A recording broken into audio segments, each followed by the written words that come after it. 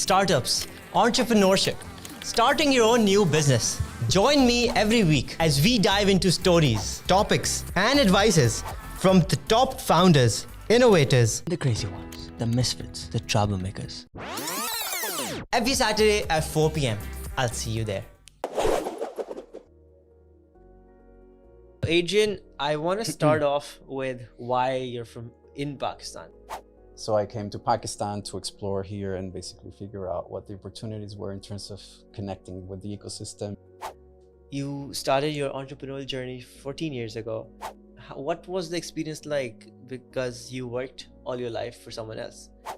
So it was like 2 years in total that I actually worked for companies. So Right. that was enough for me to test. That was like, it's not for me. I realized I could have conversations with people and like talk to strangers, and I had no issues socializing at all. In New York City, we were pitch investors. We got a lot of interesting deals. This was People Hunt. People Hunt is when we got the most amount of traction. You travel the world, you do networking, you do events. What is the importance of networking? Necessary for certain things, I feel, still, the face-to-face aspect, you know, but not a given, right? Now you can do a lot through Zoom. Pre-COVID, the assumption was like, if I've never met you face-to-face, if I've never had coffee, I don't know you well enough to do business. Post-COVID, we realized we were forced to do stuff just online, right? And that assumption broke. Assalamu alaikum, my name is Saad Allahwala and we're back with another podcast where we always talk about startups, we always talk to local entrepreneurs. But today we have a very special guest, someone who is not a Pakistani, someone who's come from abroad, Adrian Avendano, who is originally from Mexico, US and Ireland. Yes. And is visiting Pakistan. Now, the funny part is, or the attractive part of this is that he was just here for a week and it's been over 3 months since he's here. And I don't know, he's enjoying it or whatever he's doing. Let's find out. So Adrian, thank you so much for coming. Thank you for your time. Thank you for flying in. No, thanks for having me. I'm excited to talk with you today. Adrian, I want to start off with why you're in Pakistan. But before that, I want to know a bit more about you. Where are you from? Where you studied? How did your journey start? Okay, so I grew up between Mexico City and New York in the US. So since I was a kid, I was between both countries, right? So since I was young, I was exposed, since I was a kid, like 1, 2, 3, 4 years of age, I was exposed to both cultures, you know, US and Mexico. So my first language was Spanish and then English just right after that. So what were your parents doing that they were flying in? So my mother used to work for an airline company. So she was always between, the main spot was New York City and Mexico City. So that was what I was with her most of the time. And so yeah, basically my childhood days, I remember hanging out in Central Park, and you know, my toys were from like the biggest toy stores in New York City. And like, wow, that's how I grew up. This is my, like, eating donuts and having like Chinese food on 7th Avenue. You know what I mean? Like as a kid, this is my exposure as a kid, and seeing people from all over the world in New York City, right? So this is how I grew up as a kid. So I was always exposed to multicultural sort of environment. And my mother also, she traveled to 50 countries actually. wow. Yeah. So yeah, our dinner conversation was about Japanese culture and how people are behaving in Japan and Iran and all these countries, right? So we were talking about that. Was there Pakistan in the mix? No, she never came to Pakistan. Yeah, she went to India. Okay. But not Pakistan. Close. So yeah, that's me growing up. So, and also my first job was in actually South Jersey in the US. Yeah, like my first, me working for a company. Where were you working? It was like a t-shirt company, t-shirt store, a shop, and then like in restaurants. I was working as my summer jobs. So yeah, like since I was 17, I was working a lot during the summers in South Jersey. And then as well there were a lot of people from all over the world, and because there used to be people from, you know, Ireland, Egypt, UK, Germany, everywhere would go to this location in South Jersey called Wildwood. and work there. So I met people, even more people there from all over the planet when I was 17 years of age. South Jersey is where? New York, New Jersey. Yeah. New Jersey. New York, Uh-huh. New Jersey, South Jersey. South of the state of New Jersey. New Jersey State, South. Yeah. So yeah, like basically, long story short, I was working there every summer, and I used to save up a lot of money working. Like I was making $6-7 an hour, and I was saving up like $6,000 just in a few months. So every summer I saved up until like I managed to save like 40-50K. Wow. Yeah. And so by the age of 19, I already had like a lot of money saved up from working. So yeah, I was by the age of 19, 20, I was independent because I had my own money, you know, to do anything I wanted basically. And it was US dollars, so it became. How old are you now? I'm 38 now. Almost double my age. So yeah, that's me growing up, and then I studied computer science and engineering. I was in Mexico and Denmark and in London, Brunel University as well. Yeah, and after that I lived in Holland. I started working in Mexico for a little bit, and then I got a job in Holland, and then I started working in Ireland. What were you doing there? Programming. Wow. Yeah. So, okay, interesting. What kind of companies? Software developing companies, IT companies, you know. So yeah. But then I realized that, you know, working for other people was not my thing at all. And in 2008, I quit my job and started my first company. Basically. And which country was that in? Ireland. Okay. Yes. So awesome. That's when I started my real entrepreneurship path in 2008. So that's 14 years ago. And I've started literally 5 tech startups, and it's been a long journey, and that's what I've been doing, right? Building my own companies, and now specifically connecting the world's emerging tech communities. That's beautiful. So I came to Pakistan to explore here and basically figure out what the opportunities were in terms of connecting with the ecosystem and seeing what problems the ecosystem has, and obviously also find out what kind of interesting opportunities. And yeah, I end up staying more than 3 months, so unexpectedly. You started off in New York, you went all around, you started your entrepreneurial journey 14 years ago. What did you start off with when you left your job, and what was the experience like? Because you worked all your life for someone else. So working for yourself for a change, what was that like? Well, actually, it was actually very little time that I worked for somebody else. I mean, I did the summer jobs, right? Working for like in restaurants, right? In shops. But I only worked for other companies. It was like less than 2 years, really.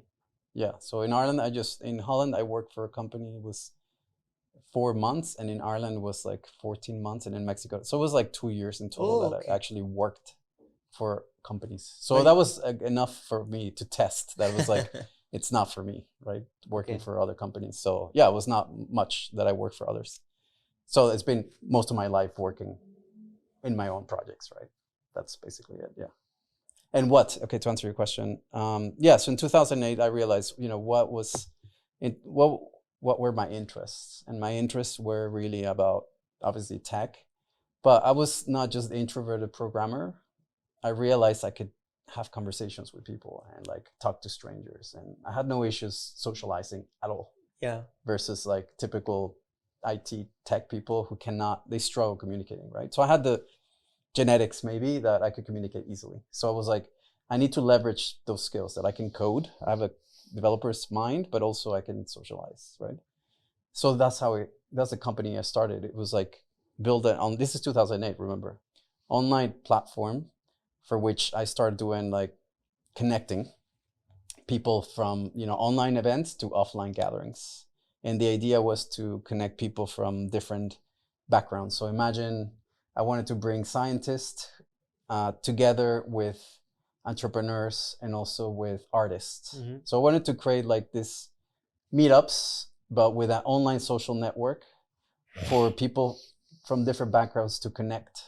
And this was to the purpose maybe to make friends, to collaborate on projects, and basically have an interesting experience, like I wanted to bridge the gap between online community and offline, right? So this is 2008, right? So social media was picking up big time, right? 2008, but there was not much bridging between online and offline. So that's how I started, right? Building this platform to build that bridge.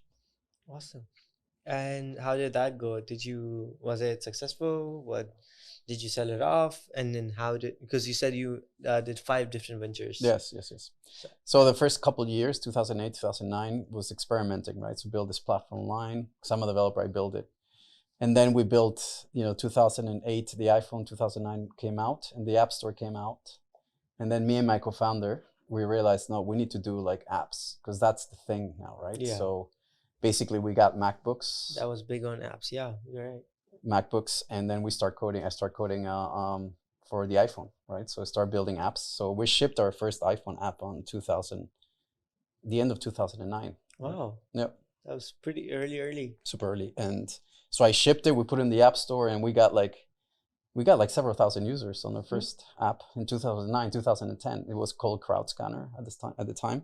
And it was an app just to like a geolocation app. You basically, you were in a location and then you set up a question and somebody else can find that question and connect with you. So I was always trying to build, say, before Tinder existed, like a Tinder for non-dating purposes. You see, this was kind of my like Bumble business or Bumble friends. Exactly, before Bumble ever existed, before Tinder existed, right? We're talking 2008, 9, 2010, right? So I was already building app for that intent.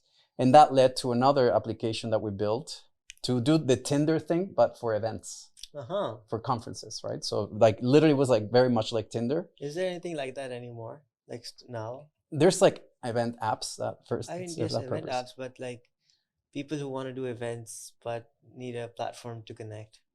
There's platforms. The problem is the business model is tricky because it's complicated, like selling to event organizers, but event organizers might not want to pay for that unless it's like long-term subscription based, because event organizers think, no, our event, we know how to make people network and connect with one another. We don't need an app.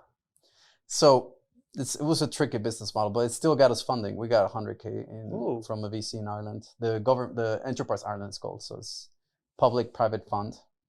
So we got 100K at the time for this platform, the connecting on events. And with that money, we were like, hey, we need to expand, not in Europe, in US. So we set up an office in New York. And WeWork, actually. We were like the first kind of cohort WeWork. And we were there 2011, 12 in New York City. We were pitch investors. We got a lot of interesting deals.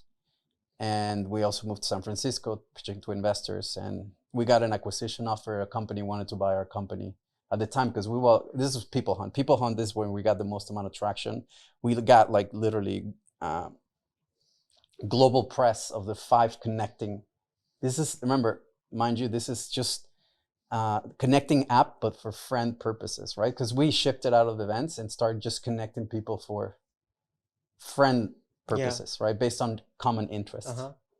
And yeah, so at the time we got ranked at the 5 most popular app for connecting for friends. So we were with Foursquare, Meetup, us, and 2 other apps, right? This is 2013, 14. So we got a lot of traction there. And we got money in Chile, in South America, for this program called Startup Chile. And also we got acquisition offer from Meetup.com, this company from New York. And then, yeah, we went through the conversations, but the deal didn't go through because my co-founder had issues with her visa. So yeah, that led to the second project, which this is kind of what I'm... So this one shut down then? Yeah, because we couldn't... I broke up with my ex. She was my co-founder. So it was kind of hard to sustain, the growth on my own, So I kept doing it, but it was... But you didn't sell it off. I basically ran out of money at the time. So 2013, I had like $600 left in New York City. $600 left in New York City. So it's $600 in New York City. Pretty rough. Yes, exactly. So I just like, okay, I need to survive somewhat. And then, so me being a developer, and I was like, I'm not going to get a job in a company. So maybe I can help some friend with the part-time project code for 3 months, part-time, and get paid like $100 an hour. So that's what I did, right? So I found through my network in New York City, I connected with friends of friends, and then they were giving me $100 an hour, and for like 3 months, and I saved up to give me funding for my next venture, right? Which led to the organizing the events and getting sponsors in New York City and SF in Miami to connect the tech ecosystem there with Latin America, right? That led into organizing 135 gatherings around the world. That's phenomenal. With a purpose to build bridges, you know, collaboration, partnerships between the emerging tech ecosystem, the startup ecosystems, and so on, right? So Adrian, you call yourself a super connector. Yeah. You connect people. You travel the world. You do networking. You do events. What is the importance of networking? If someone says that, oh, why should I meet someone? I can talk to them online. Why should I go to an event? I'm not saying you should go to an event, right? The question is now, you got a pre-COVID, post-COVID world, right? Pre-COVID, we had the assumption that we needed that real, like to build, you know, people like to do business with people they like, right? Yeah. And who they connect with. So the assumption was like, if I've never met you face to face, if I've never had coffee with your drinks or dinner, I don't know you well enough to do business with you, right? So that was the assumption pre-COVID. But now post-COVID, we realized we were forced to do stuff just online, right? And that assumption broke, right? To a certain extent, right? The investors start giving money to startups they never met. Just Zoom call, few Zoom calls, here's a check, right? So that's crazy, you know, for pre-COVID world, that's crazy. Post-COVID world, it's happening, right? So I know, pre-COVID, yes, it was the assumption that we needed that FaceTime to really build trust. Post-COVID, it's necessary for certain things, I feel, still, the face-to-face aspect, you know, but not a given, right? Now you can do a lot through Zoom and just having those calls. And if it's a very sort of imminent, like very imminent partnership or like obvious partnership you can do with somebody, yes, you can just do it from online calls, right? So yeah, to answer your question, we need both now. I think in this post-COVID world, it's all about hybrid. Yeah, it's all about hybrid. So, you are a community builder, you used to work full time with that. How did you monetize it? Like, so I work with Startup Grind. I know a lot of other people who work with Startup Grind, but struggle to make a living through this way. I've been lucky, so I haven't struggled so much. But other people who want to do this full time, who love to do events, who love to host people, who love to introduce other people to other people, a startup to an investor, a guy who's doing a job to a startup founder to get a new job, whatever. How can they monetize it, in your opinion? What's the best strategy for them? Well, this is, I mean, it's a tricky question because it depends. In a scenario that you've seen around you, even doesn't have to be Pakistan specific, anywhere in the world. Yeah, so again, it depends because from my perspective, right? When I started doing the events, I did it because I wanted to connect. I was not thinking, okay, I'm gonna directly make a lot of money. Yeah. My mission was I can create the biggest impact doing this because nobody else can do it better than I can. So not many people think like this, but I think like this. It's like, what can I be the best in the world at? I'm basically not the best developer. Definitely not. Not the best coder, no. But I have a shot at being the best tech super connector on earth, you know? I have a shot at that, right? So I focused on that, on my superpower. And that led to people give you money because they realize you're really good at that, right? You're creating a lot of value, right? So that's in terms of, I focus more on where you can create the most amount of value and impact, right? And usually the money sorts itself out, right?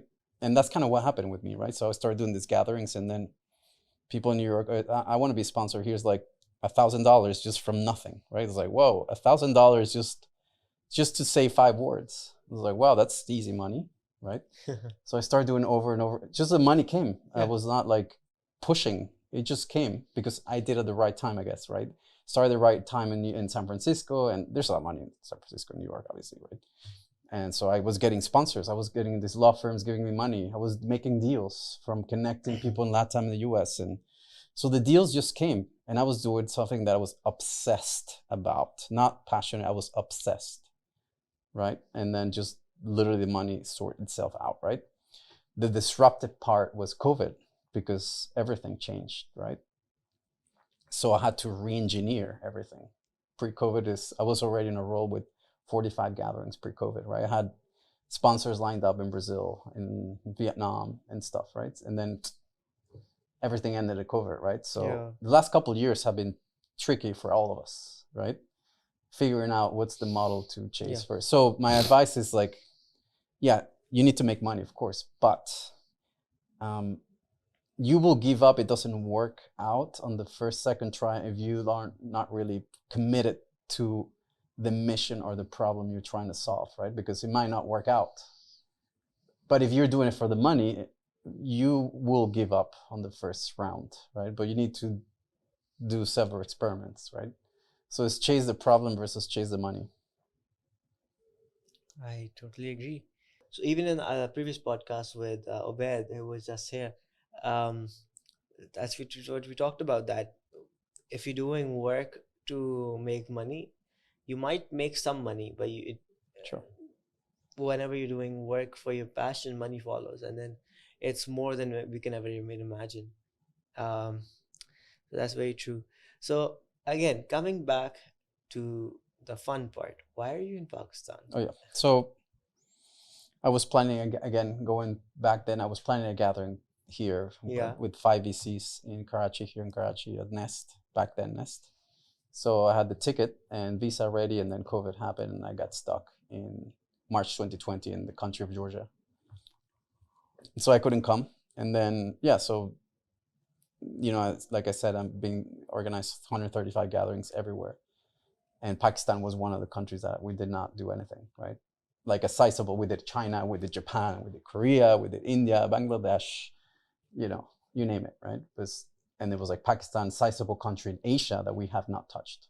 So it was like key country, right? And then, but it didn't happen. And then until now, I managed to come and find out how things are like here. Basically, that's kind of the how it happened. Awesome. And why are you still here? Yeah, so I came here initially more than a week, right? It was like 2-3 weeks, depends how things go, right? That was that was only Islamabad or also? No, I didn't know. It's like, okay, I was like, let's go Karachi, see how things go. Maybe I go, if people. So you landed in Karachi. Yeah. Okay. And then maybe I thought, maybe I go to the mountains and see the mountains, and literally I was just checking it out just to see, and like it was the amount of traction I start getting here. It was like 5-10x to what I was getting other ecosystems, meaning how the locals were responding, or the actual tapping in need. I felt that my timing of me being here was right, as in those highlighting the stories of what people are working on, what they're doing here, and coming from, somebody who's not, I don't have any family, I have nothing related with Pakistan, right? So it was really blank slate kind of approach. People were really responsive to that. The fact that I'm just talking about the innovation that is happening here, the problems people are having here, and exposing, Pakistan is having this and this and this. These are the opportunities, these are the challenges, but, and then, getting tons of traction here. And I was like, okay, I'm getting way more traction than any other country, like Turkey, for sure, right? Or Turkey or Balkans Turkey, or anything. Sure. Yes. And so, they said, okay, I really just go with the flow. If things keep happening, I'll keep staying. If something else happens somewhere else, I'll go that place. So that's literally, a lot of things have been happening here for me, and that's why I've been staying this long. That's phenomenal.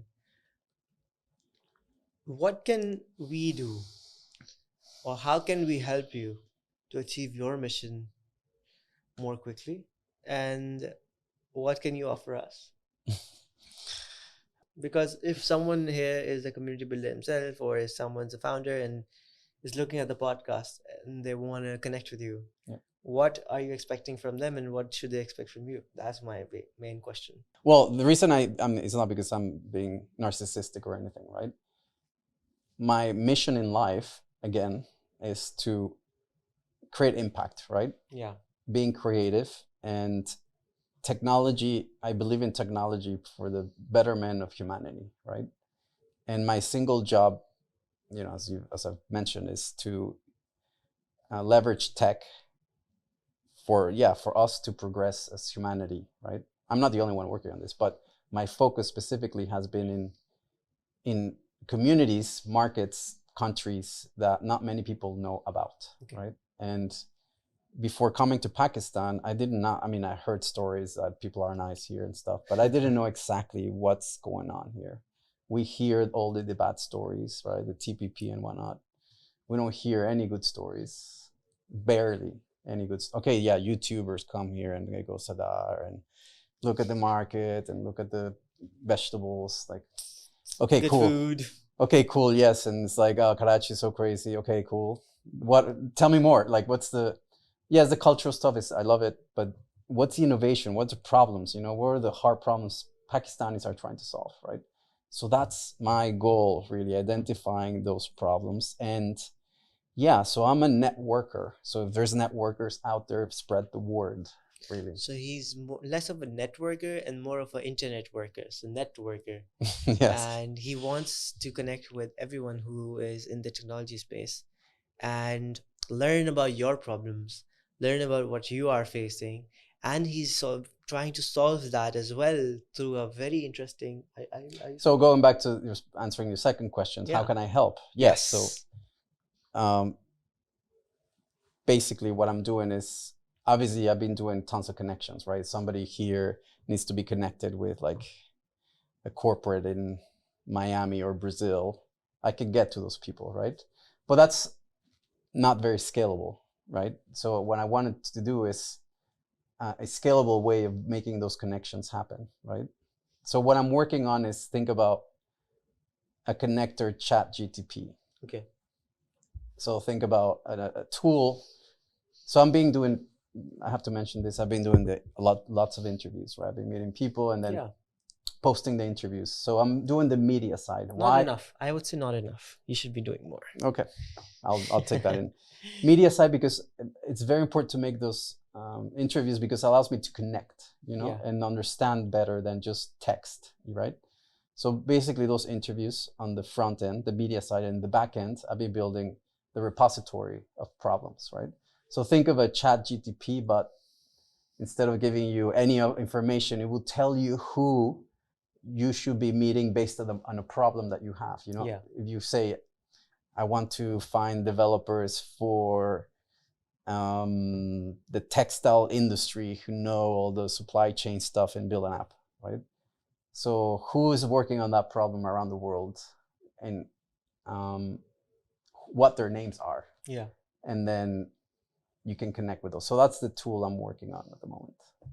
If someone has a problem specifically, if they're like working in the mobility industry and they have a startup, but they're facing a specific problem with either development or with even if it's a social problem, that they're getting backlashes or something, or bad PR, how do they tackle that? Is that also something that they can search on the platform if the information is there? Well, it's like, is it scenario specific also? Yeah, so it could be anything. The question is, who else is facing a similar problem? Yeah. And then how do you collect that data? Yeah, so there's two approaches through the interviews, but that's not very scalable. So I'm trying to see, now once we launch the alpha with some basic information, then invite communities at Y to start putting in more data, right? But at least more vetted, not just random anyone, at least some vetted individual, you know. Like either if it's a renowned startup founder, or some some proper news agency, maybe. Or community builder, or somebody with somewhat a reputation behind, right? Yeah, a reference. Exactly. To post, and then he or she will, or it will be visible, right? It could be this organization behind, right? Will be visible to be able to connect, right? So the media will highlight a specific problem, and then through the media post, we'll put a link, right? So I'll imagine I interview you, and then you tell me what's your main pain point. Oh, my main pain point is editing podcasts for portrait versions. You know, it takes a lot of time. Mm-hmm. So I will link that to who else is having the same problem as you in the repository, right? So that's the idea. That's phenomenal. And it could really solve a lot of problems that are around us, specifically because well, it's a global problem, but I've seen it around us. So we tend to really make a fuss of some things, or a problem out of things that are not really problems. They might be problems for us in the moment, but they're not problems for someone else. So if someone has a solution, it's their daily task. It's not really a challenge or a problem for them. So yeah, you're right. And I see this as an Upwork 2.0. I see this as, you're right, ChatGPT for problems and solving with network and business specific. So I'm really excited for this. He said that I'm gonna get access to the beta version so I can get some feedback. But right now he is alive. He is with me, and he is networking, connecting. So until that platform actually comes out, do talk to him, do try to network with him, invite him over, and talk to him about what kind of problem you're facing, and maybe he knows someone who can solve that problem, because he's already done more than 134 events. So that's a large number of events. I've only done 10, so I'm not even close. So he knows so many people in so many countries, and he is one to connect you with someone sitting maybe in Singapore or Korea who is working in a similar industry. Yeah. So I showed you around Karachi today. We haven't gone to our school yet, but you saw the incubator, you saw the work we're doing. What kind of advices would you have for us? Because over here we are really advocating, and we're pushing networking and connecting, community building a lot. We want to create the next leaders of Pakistan, but we also want to help a typical Pakistani with their social problems and their income problems. Um, so I just wanted to ask you a feedback from today. After looking at the work we're doing, after looking at what Hunar Foundation is also doing, I saw we went to also university. So just a feedback, because a Gora perspective is always really good, because we don't get a lot of people to criticize us, who also has exposure. If someone from Pakistan is actually appreciating us, that guy also doesn't have a lot of exposure global. Yes. So I just wanted your perspective. Well, I find it okay. I've been in the tech development work for a long time, you know, meaning I've met NGOs who are trying to basically do what is called, the key word here is capacity. Yeah, capacity building work. Right? So I've met even a lot of NGOs in Bangladesh doing a lot of capacity building work, and Bangladesh is very NGO based. Yeah. Oh, yeah.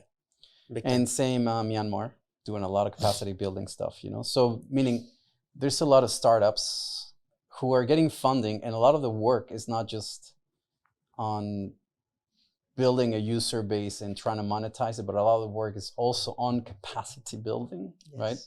And upskilling, or at least educating a user base, if it's a marketplace for something, to kind of get to a specific level, meaning kind of also building up the ecosystem, right? Not just the products, but the ecosystem itself. And what you guys are doing is kind of ecosystem work, meaning the capacity building. You're creating a capacity building organization, right? Yeah. So, and that's amazing. So I think one key thing will be on the metrics, you know, and you have very specific metrics, right? That if you don't make 100 mutual friends. Metrics. Like metric. Metrics meaning if you don't have numbers, like if I mean, you're talking about the mutual friends or with posts or 100,000 rupees? yes, Okay. that's Yeah. like one metric, right? For people here to sort of succeed, on the Yeah. Okay. So we're guaranteeing 100,000 rupees, and if you're not reaching that, you're not really successful. exactly, right? Yeah. So that's a good metric to have, but I think it can't be the only one because you're doing capacity building work. Yeah. So yeah, it's a great metric, but I think there has to be other metrics, So in there is. place. The only reason we're actually pushing that, and it's only in the front end. That's only on the billboard. Yeah. Once someone actually comes in, the whole system for them is changed. So Yeah. they're not even focusing on the 100K. Yeah. They're focusing on capacity building. They're focusing on development of themselves, of their families. Yes. It's just a crowd. It's a strategy to pull the crowd. Yes. That's the only thing. Yeah. My point is, yes, that's great. But in terms of for you as an organization, right? I think you need also, the more metrics you have, the better data you'll get about how successful your efforts are being in terms of the skills that you're building, right? And if those skills are being effective to create a specific goal, right? Yeah. So, meaning it's great that you're trying to make them monetize, but also are the skills helping them create partnerships with other people around the world, right? Maybe the money will not come in the next week. It might come in the next 4 months, right? Because partnerships take a long time. A global partnership with a global brand is not going to take like a week. Right? Oh yeah, definitely. It's like a lot of conversations, a lot of back and forth. So it's, again, relationship building, right? And so my point is capacity building, yeah, from the ground, yeah, in terms of English skills, in terms of the basic digital literacy, what you call, and right? basic ethics of communication. Exactly, right? So the question is also metrics on communication, right? So communication is like how advanced you are on this partnership or this potential deal. What's the status? Like, those metrics in terms of have they managed to start having conversations with potential global clients, organizations, and so on and so forth. I think that would be a other very interesting metric, considering that remote work is here to stay. Yeah. Right? And remote work is not Pakistan, right? Remote work is the planet Earth, right? And those guys out there, you're dealing with people from all over the world, right? Who their standard is global standard, is not a Pakistani standard, right? So there's a gap. So that's one. And the other one is like, this is a long-term game also, right? It's not like a 1 or 2 month thing. No. It's like you invest in it and the reward will come more medium to long term, right? So it's a long-term play, capacity building and development, right? It's like you invest in the ecosystem, but yes, you create the seeds to build something huge, but the rewards will not be like immediate, right? It will take some time. Definitely. So I guess going back to the question is, have those metrics that at least tell you that you're going in the right direction based on the goals you've set, right? And it also feedback, right? As much feedback as possible with the students, right? As transparent as you can be in terms of their skills, in terms of you're not good enough at this. You should maybe pivot to this other thing. I think that would be great because we all have different skills, right? So not all of them are going to be good at Canva, or they're not all going to be good at social media. Some of them might be better at, yes, coding, or some of them might be better at X, right? So, yeah, so feedback, constant reiteration, not just in terms of your metrics, but also towards the students, giving them feedback will be amazing. Like after a month doing it, a comprehensive feedback, you did well here, not so great here. The question is, where should she focus on, Right. Is it strengthen their weaknesses or double focusing on their strengths, So that will be very interesting in terms of feedback towards the students. It's true. Yeah. Great suggestion. Would definitely work on that. So we already have a counseling section where we talk to all the students. We have a conversation with them, how their journey is going so far, what can we improve, and if they even think that the course they're doing is providing them value, so that we can actually change some aspects of that course for them. So the only reason we force everyone, we're kind of forcing, but tell everyone to use Canva is because that's like the bare minimum that everyone should be doing. Yep. And should know. It's like knowing how to use a hammer or how to use a handle. Sure, but you agree, not everybody's going to create an amazing banner at Canva. You know, some are going to be way better than others. Definitely. Right? Yeah, so you So should double down on the ones who are great and not trying to make the ones who are not really good at it, right? That's exactly, so that you're exactly right. And so even if you go to our class, we don't tell them to how to make it. Whatever they're making is good. Yep. And once it actually comes back to us, we segment them. So someone is good at editing, because someone is good at videos, because someone is good at video production. We're making micro agencies here. So we have 150 students. We're making 50 different companies where 3 students actually get together. They establish a company, an actual company, and then they find a niche where they're selling their product. So if someone is good with right now, because everyone we tell them that this is only graphic designing. So it's they already know that they get what they're getting into. Yes. And then they try to be better in that. But you're right, feedback is very important. We'll try to get better. One more. Mentors. Network of mentors who they can basically interface with. And I'm saying not physical, virtual. Yes, I think access to mentors is key.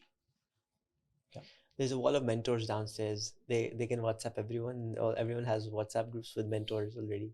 Good. So yeah, but that is a. But thank you. Should be a key priority. It is, and you're very right. Anything else? We're here, and I will try to keep you in the loop also.